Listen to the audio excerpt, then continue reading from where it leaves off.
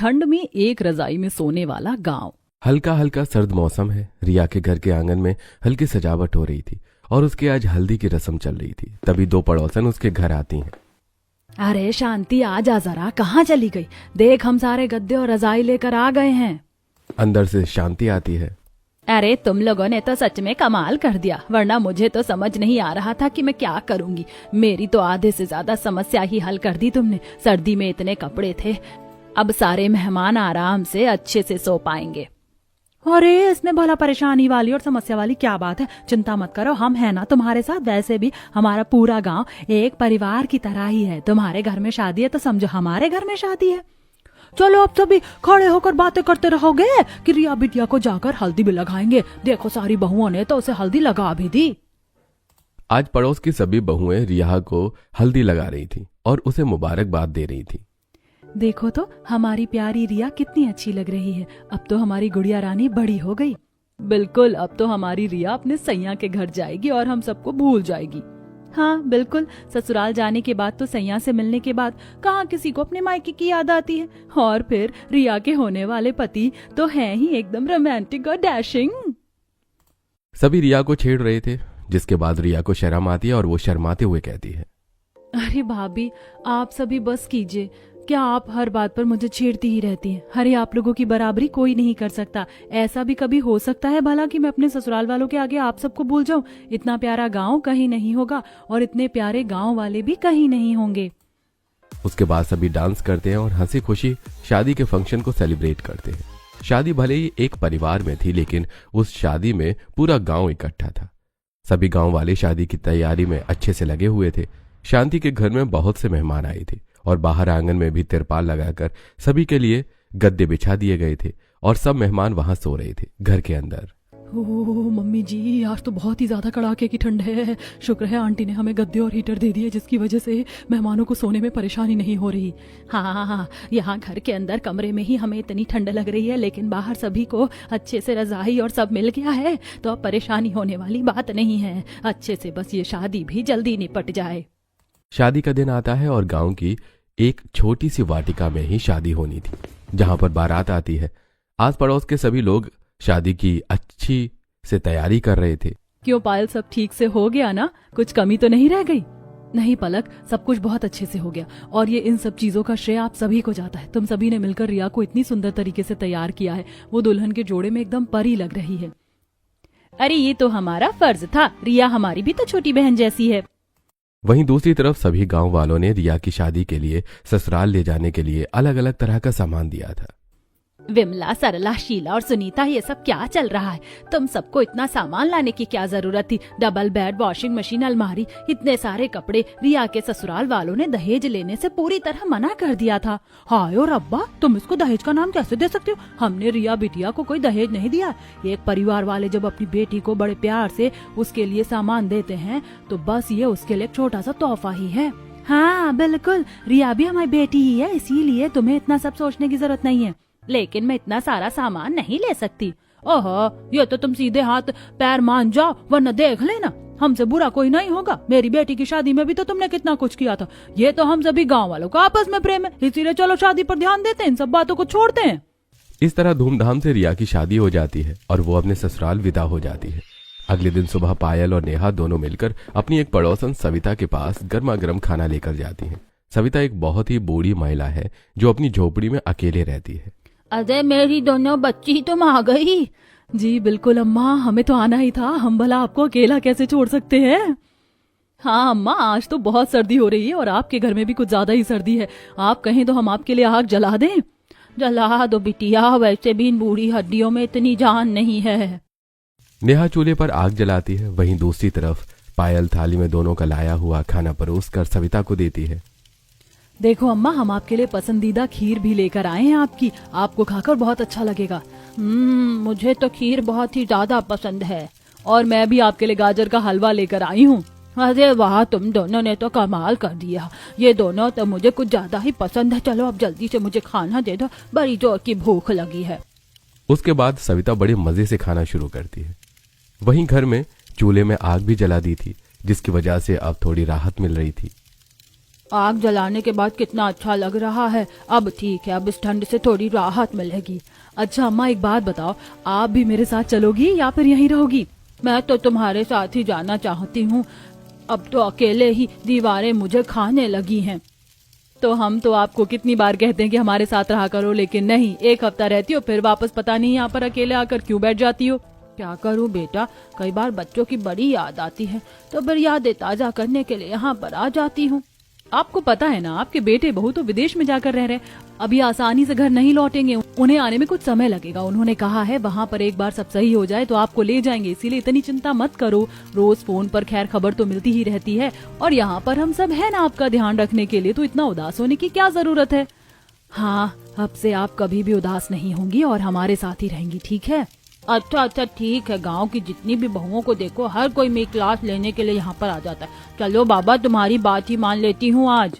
इतना कहकर सविता उठकर वहां से जाने लगती है, जिस पर नेहा और पायल दोनों हंसते हुए कहती हैं, मुझे पता है अम्मा यहाँ जरूर आएंगी दोबारा, अभी तो बस ऐसे ही बोल रही हैं।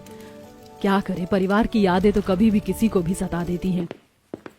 पायल सविता को अपने घर पर लेकर आ जाती है, जहां पर शांति और सविता दोनों मिलकर गप्पे लड़ा रही थी। बहू एक काम कर, जरा कमरे में तसले में आग जलाकर रख दे, जरा राहत मिलेगी। जी ठीक है मम्मी जी। वहीं दूसरी तरफ गांव का एक व्यक्ति, जिसे इस बार फसल में कुछ ज्यादा ही घाटा हो गया था, काफी परेशान था। तब गांव के सभी व्यक्ति अपनी बैठक में बैठे थे। क्या बात है सुरेश, तुम कुछ ज्यादा ही परेशान नजर आ रहे हो। मेरी सारी फसल खराब हो गई, पता नहीं क्या हुआ, इस बार मेरी फसल ठीक से उग नहीं पाई। अरे समझ नहीं आ रहा कि इस बार क्या करूंगा मैं।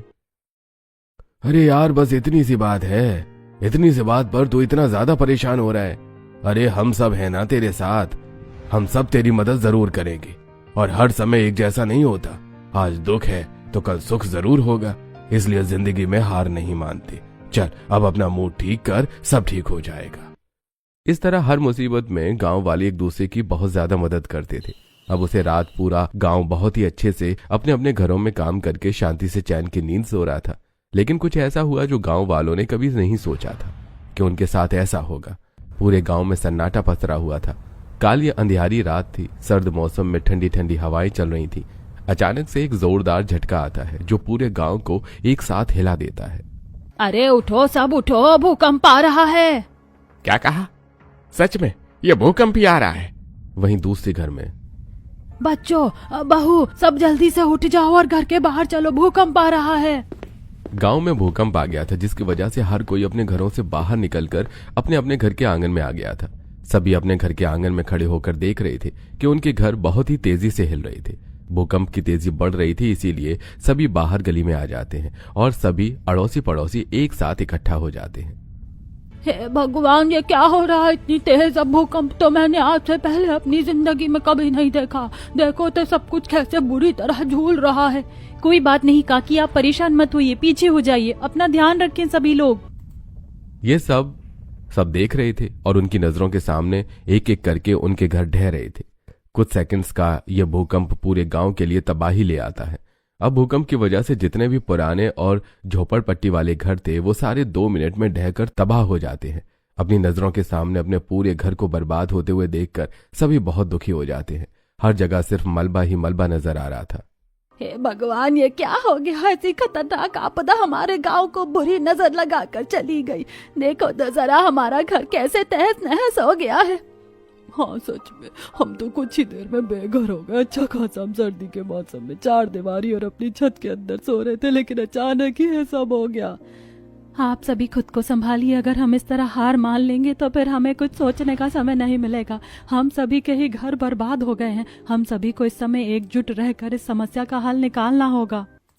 भूकंप इतना तेज था कि गांव में सिर्फ पक्के लेंटर के मकान ही थे जो बिल्कुल यूं के यूं ही सलामत थे और उन्हें कुछ भी नुकसान नहीं पहुंचा था। जब सारा मामला शांत हो जाता है तब थोड़ी दूरी से सरपंच और उसकी पत्नी भी वहां पर आ जाते हैं। अरे भाई, ये सब क्या हो गया?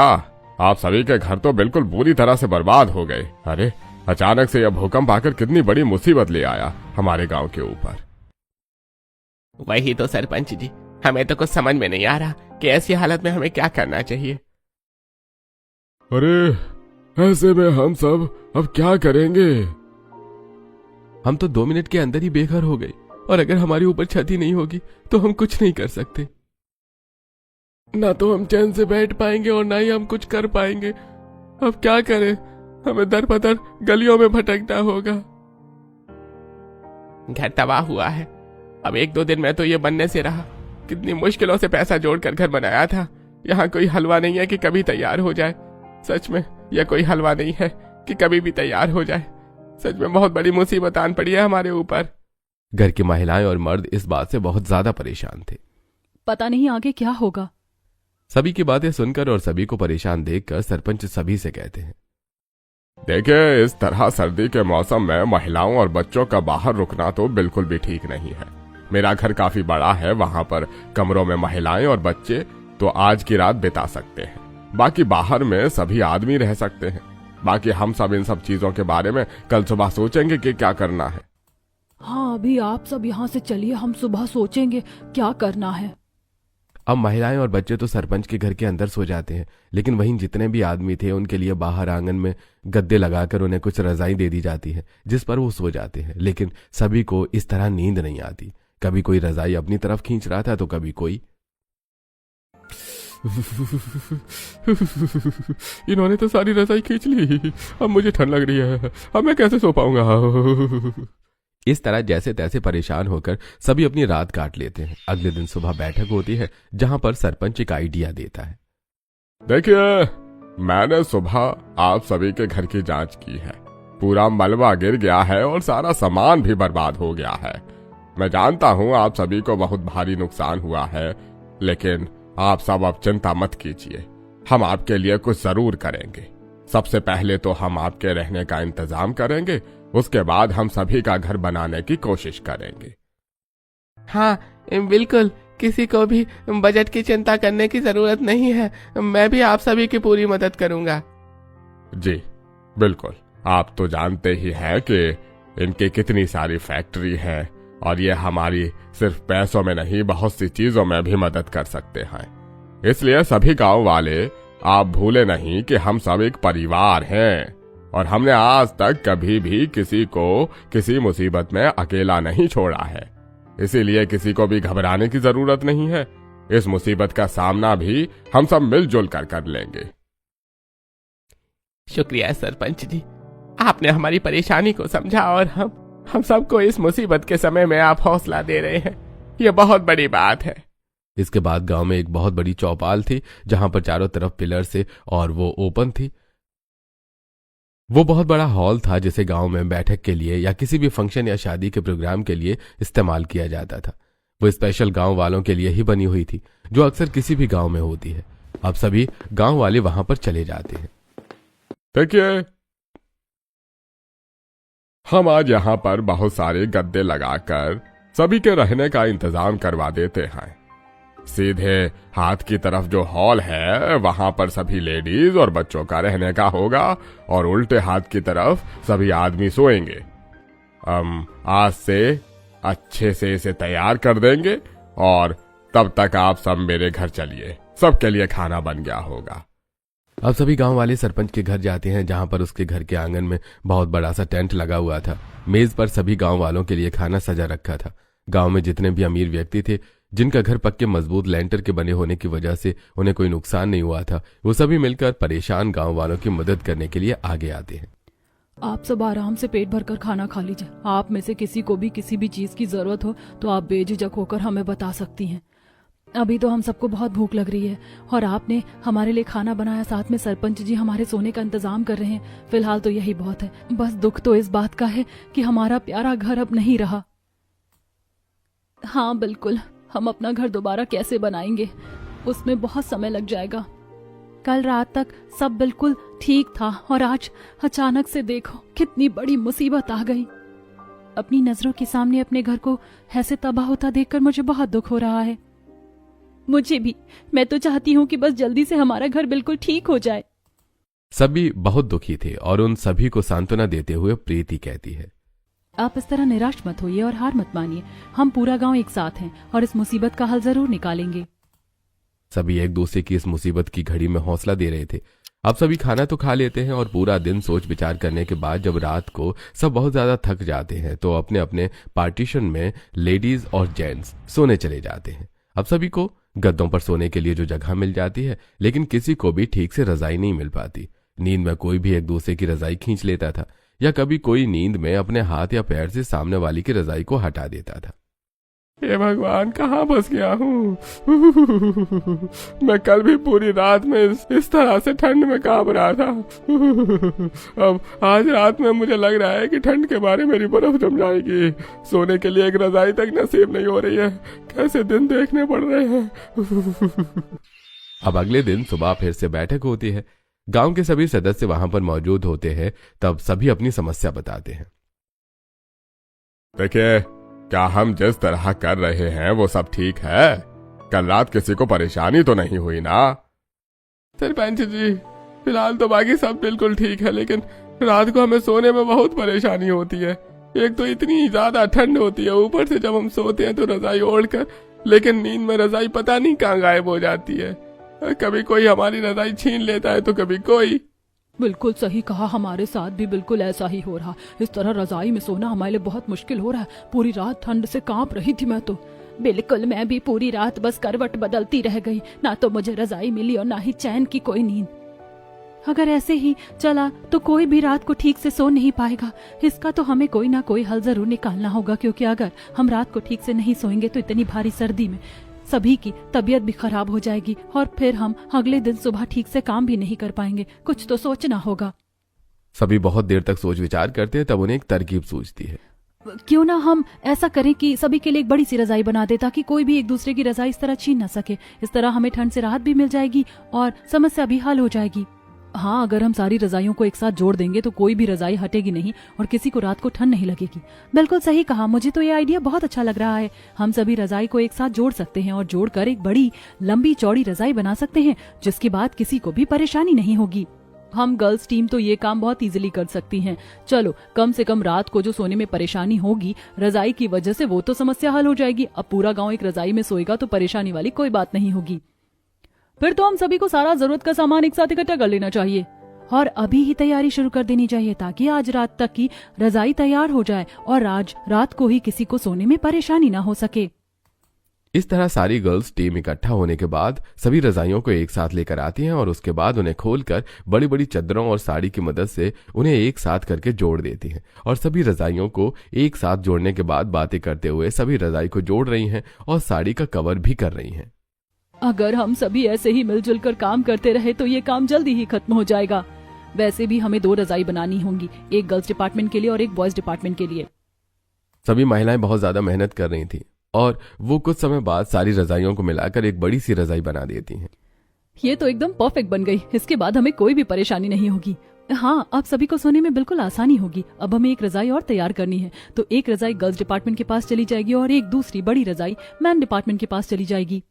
इस तरह बहुत कड़ी मेहनत के बाद एक बड़ी सी रजाई तैयार हो जाती है और रात को सभी महिलाएं वहां चौपड़ के बाहर वाले आंगन में बड़ा सा चूल्हा बनाकर और बड़े बड़े बर्तन रखकर सभी के लिए खाना बना रही थी। राशन खत्म हो गया था, इसीलिए मैंने और राशन भरवा दिया है। किसी को भी खाने की कमी नहीं होनी चाहिए। सभी को अच्छे से पेट भरकर खाना खाना है। अगर राशन में थोड़ी बहुत कोई भी कमी होती है तो आप मुझे तुरंत बता देना, मैं राशन मंगवा दूंगी। जी ठीक है, बिल्कुल। इस तरह सभी खाना खाते हैं। दिन में सभी आदमियों ने अपने खेत को संभाला था।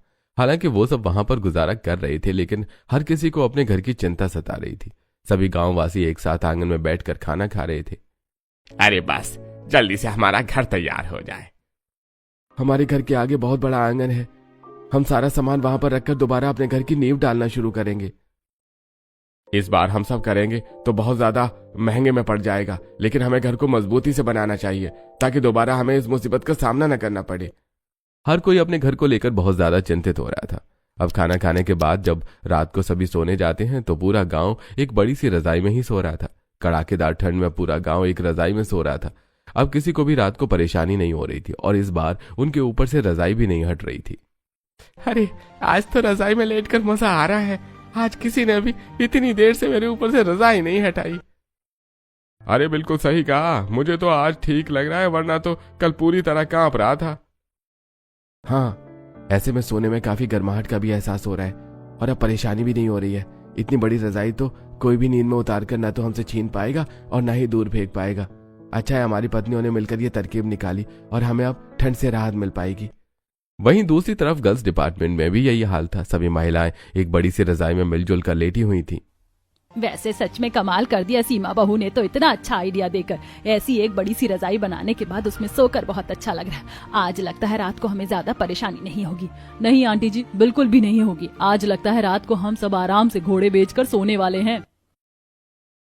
इस तरह रजाई की समस्या भी हल हो जाती है। अब पूरा गांव एक बड़ी सी रजाई में एक साथ सो रहा था।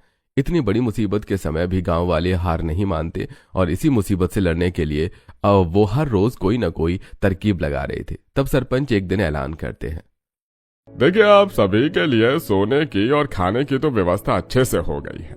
अब चाहे घर बनाने में थोड़ा अधिक समय क्यों न लगे, लेकिन इस बार हम अच्छे वाले मजबूत लेंटर वाले घर बना रहे हैं। देखिए आप सभी के घर के आगे पहले बहुत बड़े बड़े आंगन थे। इस बार ज्यादा मंजिला मकान बनाने की जरूरत नहीं है। एक मंजिल मकान बनेंगे, लेकिन मजबूती के साथ बनेंगे। अरे सरपंच जी, आपने बिल्कुल सही कहा। वैसे भी मेरी खुद की कंस्ट्रक्शन फैक्ट्री और कंपनी है। मैं आप सभी को अच्छा मटेरियल वाला सामान सस्ते में लाने की मदद करूंगा। साथ में हमारे गांव में जितने भी मिस्त्री हैं उन्हें अच्छे से काम आता है। उन्हें सभी को इस काम में मदद करनी होगी। उन सभी के साथ हम सब अपना अपना घर बनाने के लिए खूब मेहनत करेंगे और मदद भी करेंगे, ताकि हमारा घर जल्दी से जल्दी बनकर तैयार हो सके। बिल्कुल, अरे भगवान की दया से हम सभी ये काम जल्दी ही पूरा कर लेंगे। अब सभी गांव वालों ने अपना एक छोटा सा एक मंजिल का लेंटर का पक्का मकान बनाने के बारे में निर्णय ले लिया था। उसी दिन से सभी गांव वाले मेहनत करना शुरू कर देते हैं।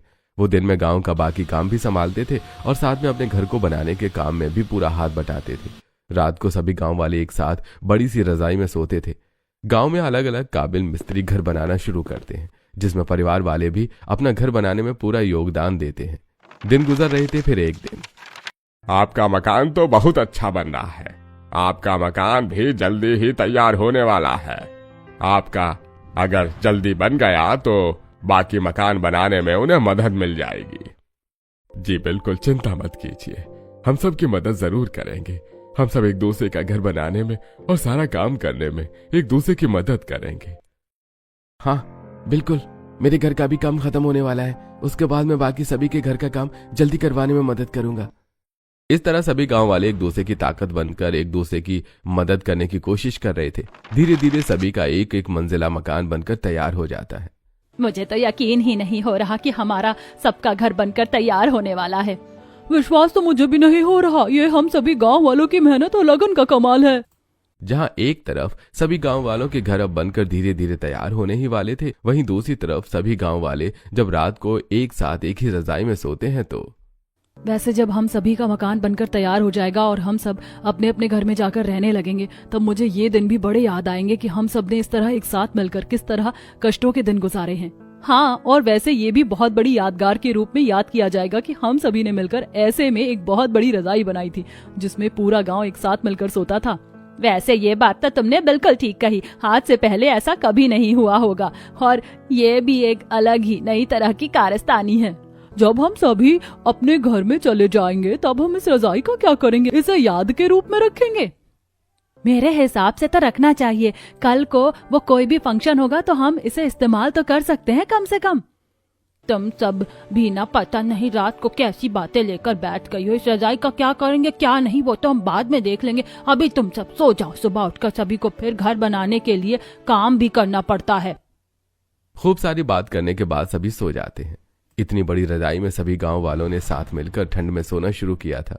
गांव वाले बहुत मेहनत करते हैं और जब आखिरकार उन सभी का अपना खुद का घर बन जाता है तब सभी अपने अपने घर में शिफ्ट हो जाते हैं। सरपंच की मीटिंग में सभी बहुत खुश थे। तो सभी गांव वालों, आखिरकार वो दिन आ गया है जब आप सभी की मेहनत रंग ले आई। एक बार फिर से हम सभी गांव वालों ने मिलकर यह साबित कर दिया है कि इस गांव में प्रेम और एकता सबसे ज्यादा है।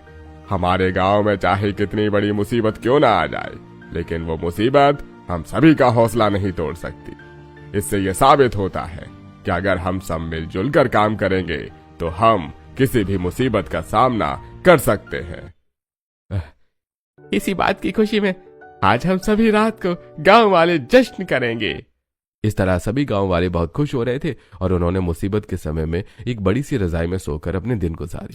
लेकिन कुछ समय बाद जब सब ठीक हो गया तब सभी अपने अपने घरों में शिफ्ट हो गए और फिर आगे उन्होंने खुशहाल जीवन व्यतीत किया।